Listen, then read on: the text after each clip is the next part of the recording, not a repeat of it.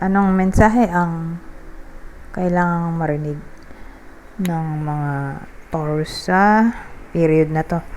Pwedeng nangyayari na itong magiging reading o mangyayari pa lang. Kung hindi man para sa inyo itong magiging reading, edi baka para sa someone na malapit sa inyo o kakilala nyo mismo. Baka may lumabas na gender mamaya. Gawin nyo na lang energy, masculine at feminine energy. Pwede rin naman na wag nyo nang pansinin ang gender. Hindi ko masasabi kung anong magiging reading, kung positive ba o negative. Depende sa kung anong mapipick up kong energy. Walang masama kung papanoorin ang sun, moon at rising sign kasi baka alin man sa mga yan ay mag-resonate na sa sitwasyon nyo. So, dito may bida tayo. Ang bida natin ay lalaki. Pwede rin namang babae kung extrovert siya. Pero ang ibang description ay in a relationship ang taong to. Okay? In a relationship, pero wala siyang anak. Hindi rin siya kasal.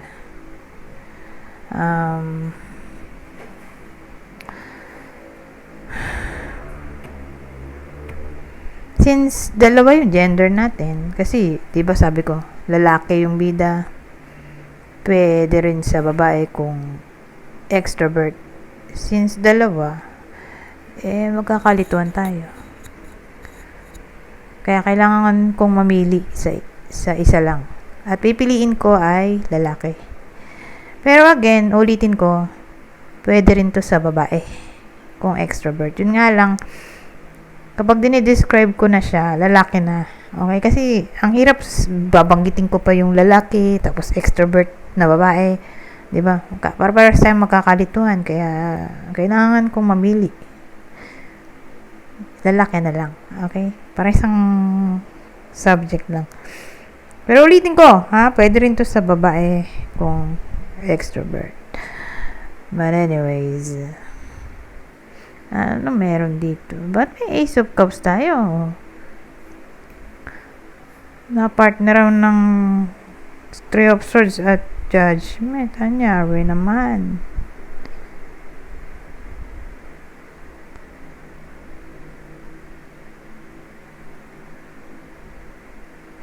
Maganda ko i-clarify natin itong Ace of Cups bago tayo tumuloy sa Three of Swords. Ano yun?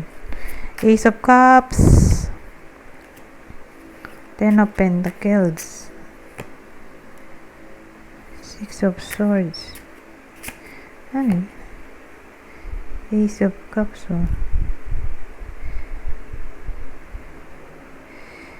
Ace of Cups.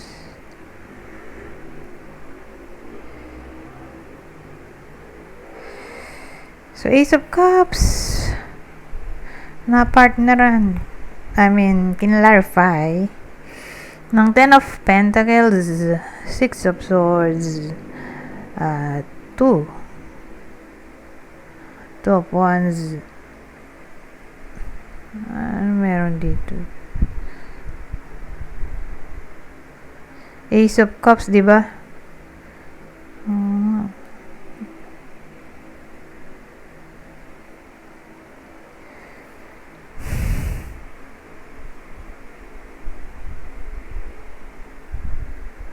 So, yung Ace of Cups natin,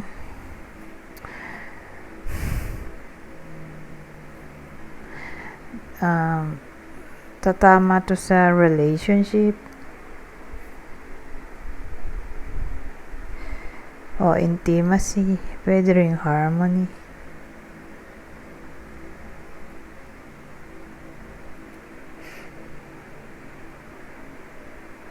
So, ang dating sa akin, overall na pagsasama-samahin ko na yung tatlong card. So, may someone na probably yung lalaki. Kasi wala namang lumabas na ibang gender, siya lang. Yung lalaki, para bang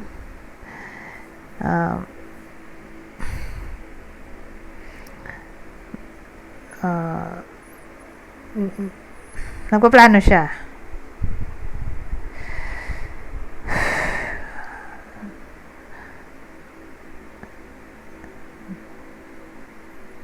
na mag-start ng new journey, at ang new journey ay all about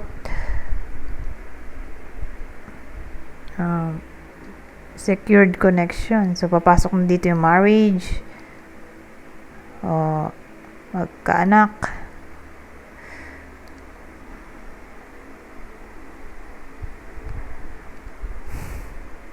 Malagay na sa tahimik yung sitwasyon niya sa relasyon niya. So yun lang naman naisip ko para ma-establish kailangan kasal. So siguro napapaisip-isip na yung lalaki dito, since di naman siya kasal, di ba, about what if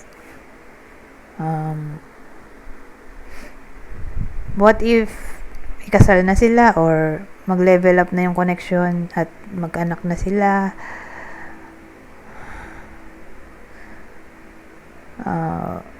What if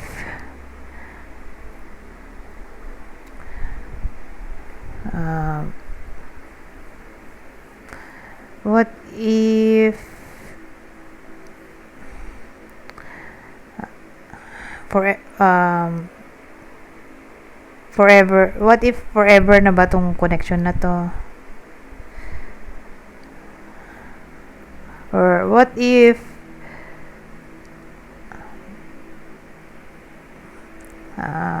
may pamana ba siyang ano ba yun? Pamana. Kasi inheritance din yan Ten of Pentacles. What if may pamana ba siya na makukuha? Ganon. Sa connection na to. What if, parang anong mapapala niya ba? Ganon. So, yan yung mga maiisip-isip niya sa period na to. About inheritance. Anong mapapala niya.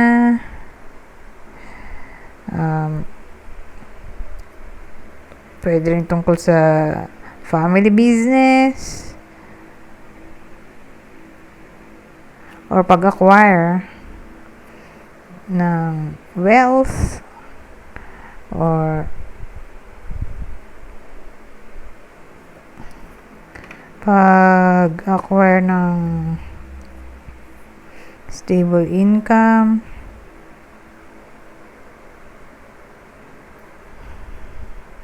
Magiging mayaman ba siya? Or pag-solve ng mga problema sa pamilya. Or siguro mapapaisip-isip din siya about bahay. Sariling bahay. What if bumukod na sila? Maraming pwedeng scenario dito. Kasi depende sa nanonood. Anong sitwasyon niya. O anong lalaki.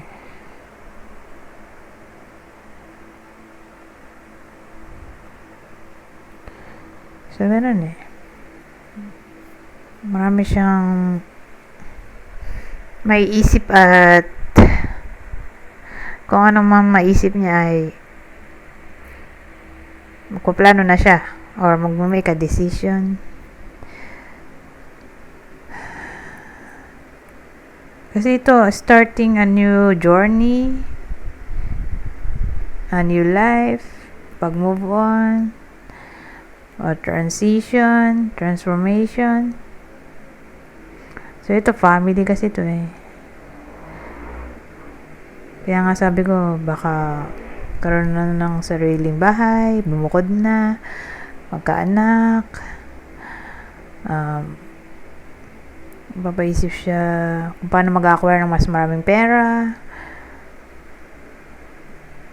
kung paano magiging good provider, or kung paano maglalast itong connection forever, kasi 10 of Pentacles na to or anything na may kinalaman sa inheritance, property.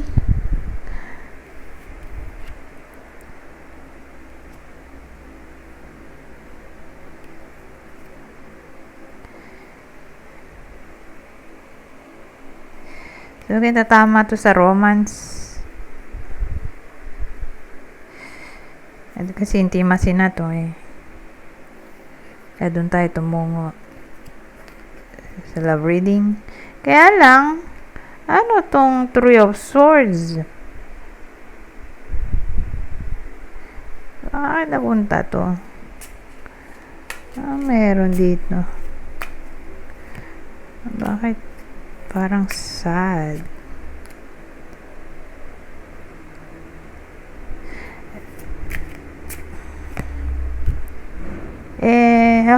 Seven of Wands. Energy pa rin to nung lalaki.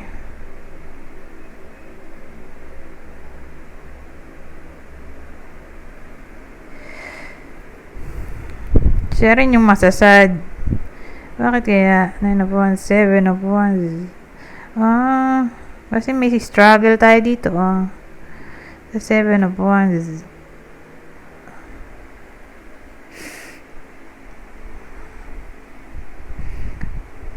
So, saan ang galing yung struggle?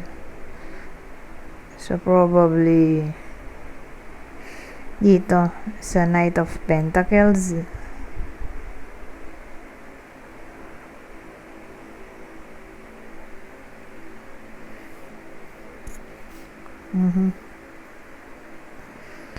Kumbaga,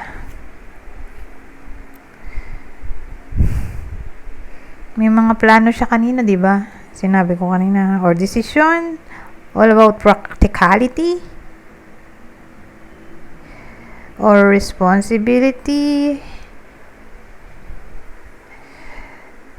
Parang yung hard work ba niya?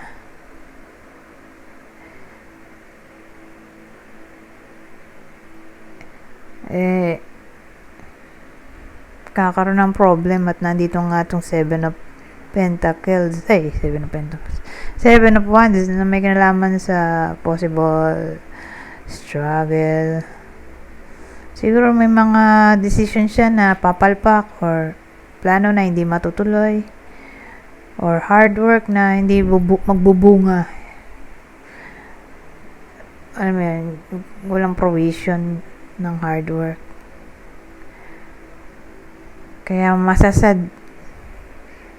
Doon na papasok yung Three of Cups. Ano yun? Three of Swords na may kinalaman sa sadness, pain, heartaches. Or sabihin natin may kukontra sa mga plano niya. Pwede rin. Kasi may 7 of Wands tayo na pwede may kinalaman sa competition or conflict.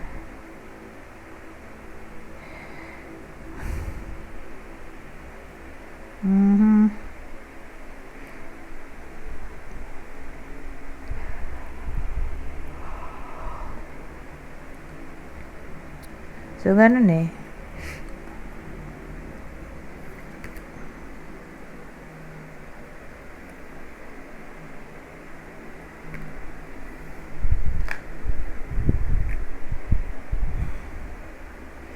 Ngayon, dito na tayo sa judgment. Ito kasi bida natin. Ano yung judgment? Clarify din natin tong part na to. Bakit nandito yung judgment? Ay, teka na, sobra. Sobra yung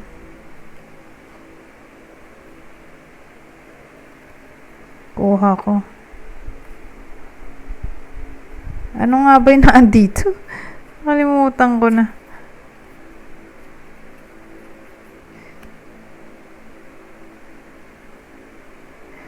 OMG.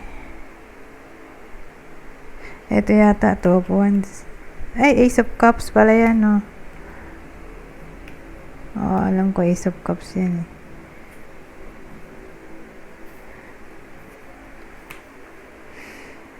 So, judgment. Anong meron sa judgment?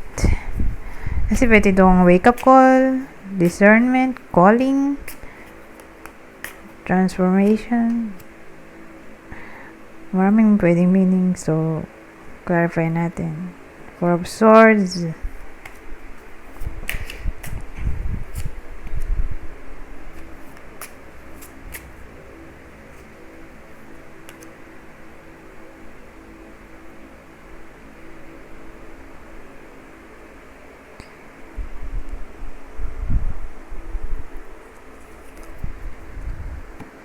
So, judgment, clarify ng Four of Swords, Page of Cups, at Ace of Wands, Four of Swords.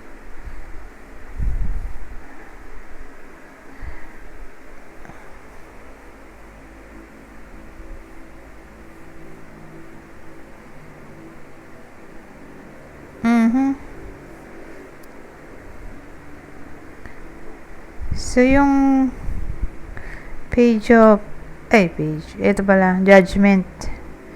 So, yung judgment natin,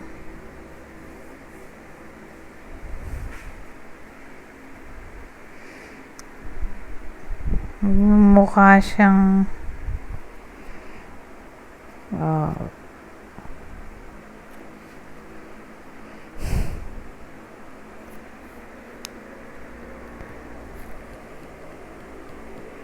ito yung outcome card, itong judgment. Ano yung possible outcome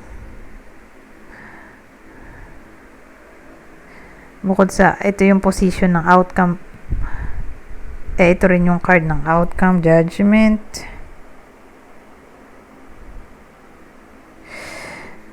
Possible outcome, Four of Swords.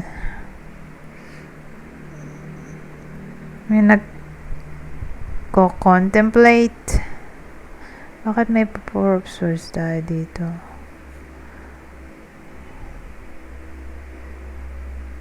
Kasi pwede rin yung contemplation.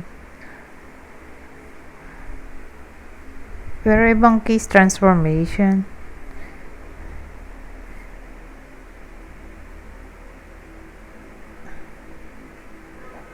Or recovery.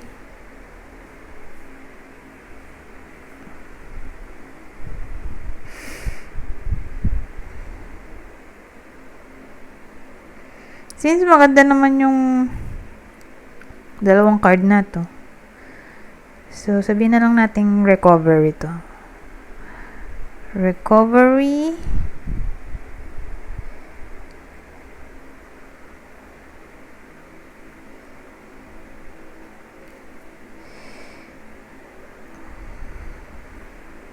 May Page of Cups tayo. Sabihin natin yung recovery ay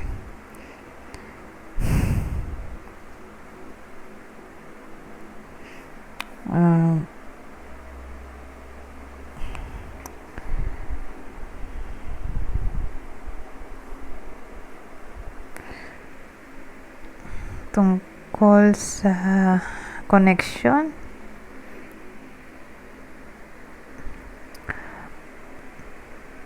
Teka, hindi ko rin maintindihan tong part na to.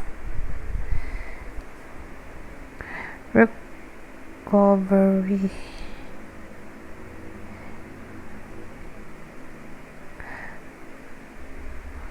Ace of Wands ang dulo.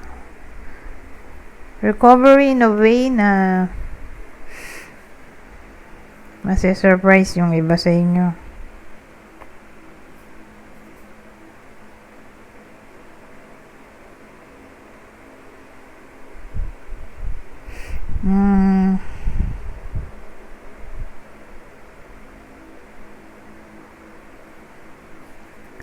Mas-surprise. Ngayon, may Ace of Wands tayo. Potential or potential surprise. Ano yun? Recovery, potential surprise, or recovery dahil magkakaroon ng bagong sense of inspiration,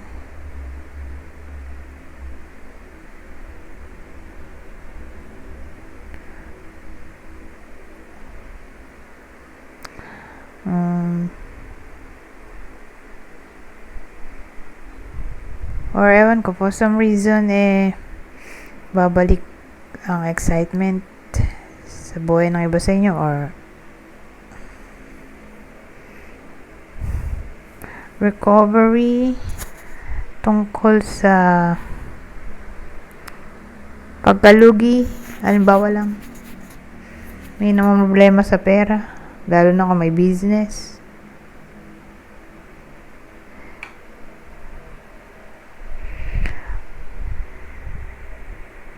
Alay sa putukan nung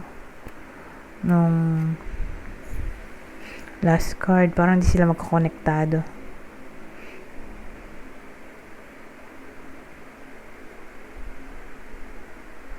Sa bagay, sabi ko rin naman dito sa Three of Swords kanina, may mga plano siya, decision na papalpak.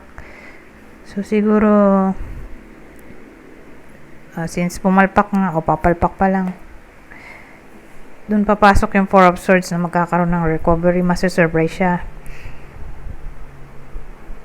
So yung Ace of Wands, magmumukha na siyang potential na ma-surprise. So sabihin natin yung surprise ay manggagaling sa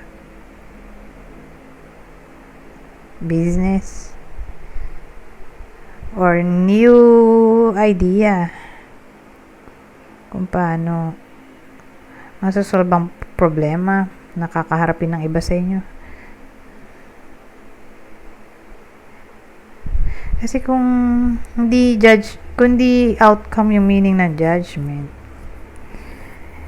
edi sabihin natin change. Kasi Pluto rin naman yan. So magiging card siya ng transformation. So dun papasok yung recovery.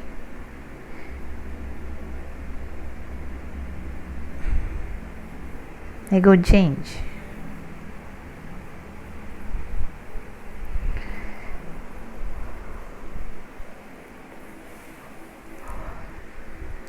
So, ganun ang dating sa akin. Or, sabihin natin yung judgment, yung freedom. Card ng freedom.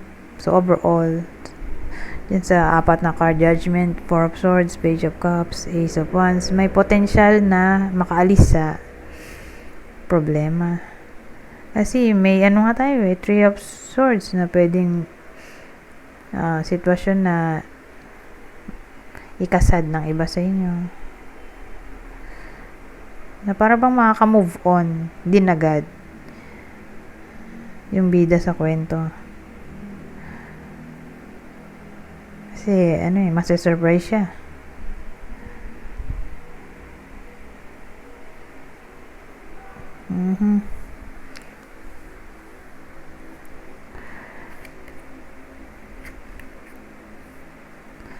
Anyways, wala namang binanggit dito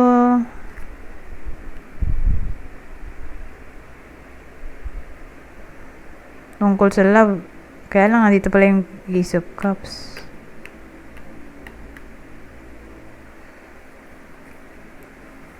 Rumble kasi to diba? Hindi siya purong relasyon lang.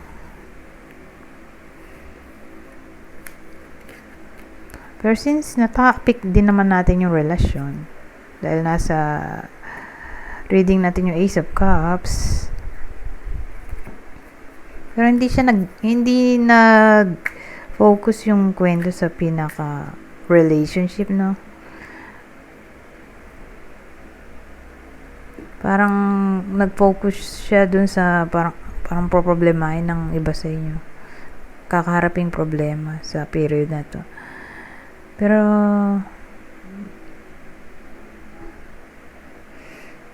maganda kung lagyan natin ng clue, diba? Ito yung possible partner o person ng Taurus sa kwento na to. kapwa niya Taurus, Virgo, Sagittarius. Ngayon, kung di para sa inyo tong reading, edi baka para sa someone na malapit sa inyo, kakilala o idol, ito ang possible zodiac sa inyo. Taurus. Ano ba to? Virgo pala. So, isama na rin natin ng Taurus, nasabi ko eh. Libra ulit. Ngayon. Uy, 25 minutes pala to. Pumunta tayo dito sa susunod na clue. Hindi ko na ilalabas yung iba kong mga deck kasi naubos na yung oras natin dun sa unang deck eh. So, yung ibang card wala na. Hindi ko na ilalabas. Dito tayo mag-end. Okay? So, kung di man tumama sa inyo tong clue, edi baka tumama sa person nyo, kakilala o idol. Ito ang possible zodiac sa inyo. Zodiac sa inyo.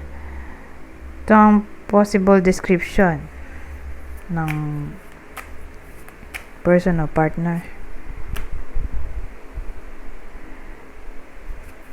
Sa reading na to. Or kakilala nyo.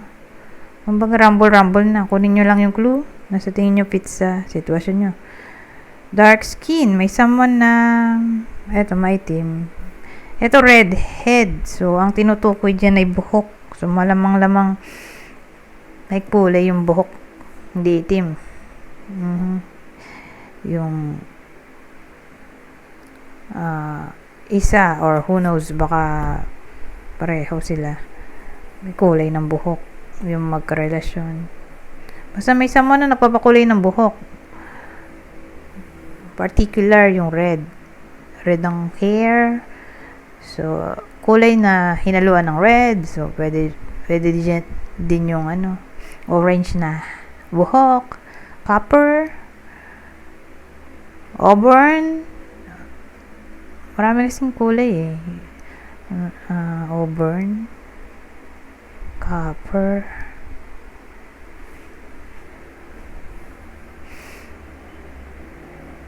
orange, purple, reddish brown. O, kayo na mag-isip. Ngayon, may Hispanic tayo dito, o Latino. So, pwedeng lahi mismo. Kasi, mga Pilipino naman na inalahian din ng mga Spanish. Di ba? Ang panahon ng Kastila. So, kung di yan literal na lahi, baka foreigner to. May partner yung iba sa inyo na foreigner. So, kung di man literal na sa side ng bida, dun to sa side ng partner niya, pwede rin. Or kung di man nga ganun, yung lahi, Hispanic o Latino, baka foreigner. Or may someone na nasa abroad siguro, na nasa lugar na for Spanish yung language. Pwede rin ganun. Hispanic o Latino.